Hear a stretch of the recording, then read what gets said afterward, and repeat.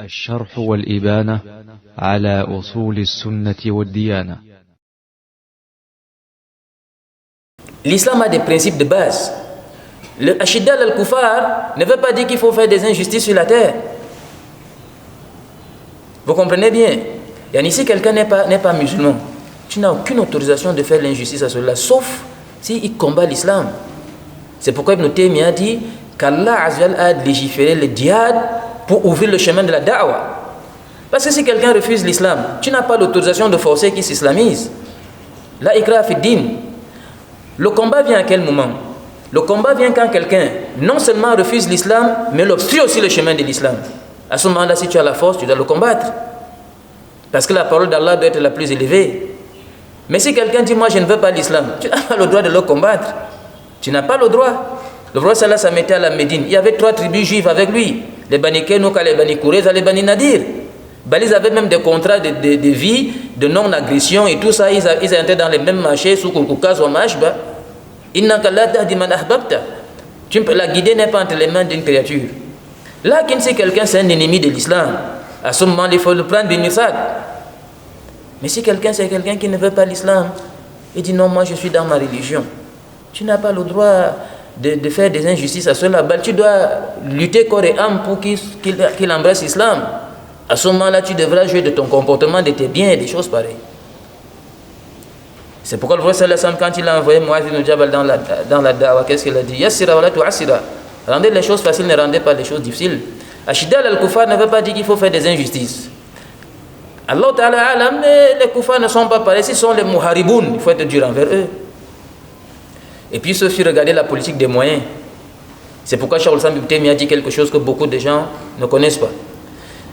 Certains savants ont dit qu'il y a des versets qu'Allah a abrogés dans le Coran. Ibn Taymiyyah a dit que ces versets n'ont pas été abrogés. On travaille avec ces versets en fonction du contexte. Les musulmans, quand ils sont forts, il y a des choses qu'ils peuvent faire. S'ils sont faibles, il y a des choses qu'ils ne peuvent pas faire. Vous comprenez? Regardez ici chez nous. On n'a pas de force. On ne peut pas mener les désordres. Aussi longtemps on nous laisse prier dans les mosquées, il y a les minarets, on entend le azan, personne ne nous empêche. On ne peut pas faire des bêtises. On doit plutôt montrer à l'opinion le visage de l'islam.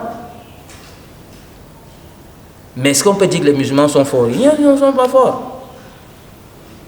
Ils ne sont pas forts. Mais à partir du moment où on vous laisse les symboles apparents de l'islam, le jour de la fête, tout le monde sort, le azan, les minarets, les mosquées. Chacun construit la mosquée dans son quartier. Personne ne l'empêche. Il faut qu'il reste calme, il faut qu'il reste tranquille.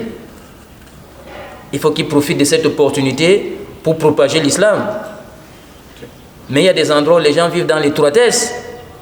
Tu n'as même pas le droit de montrer le symbole de l'islam.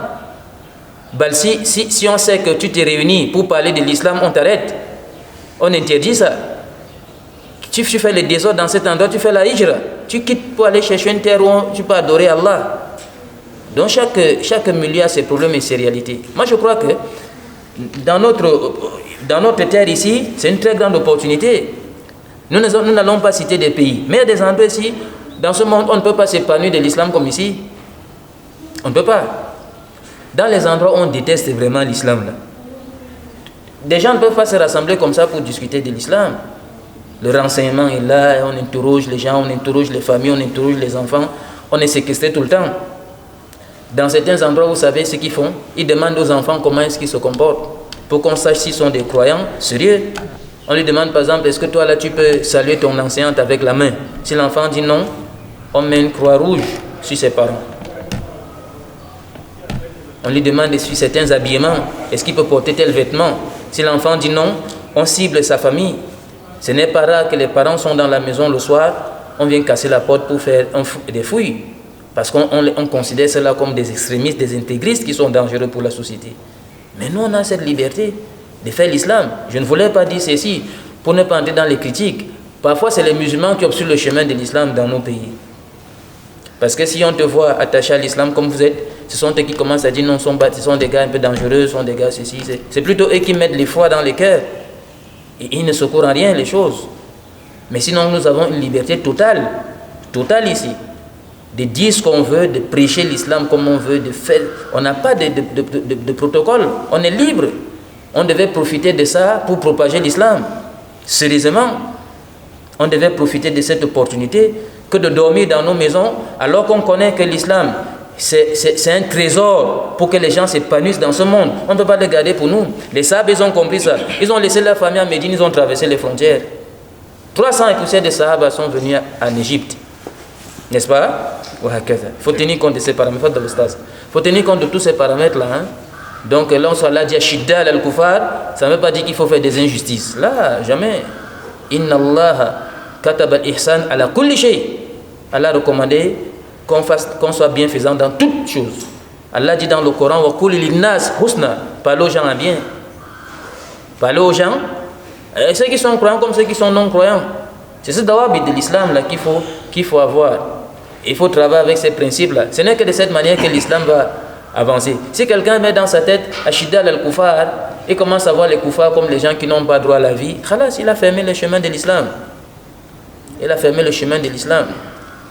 Et ça devient plutôt un autre problème. الشرح والإبانة على أصول السنة والديانة.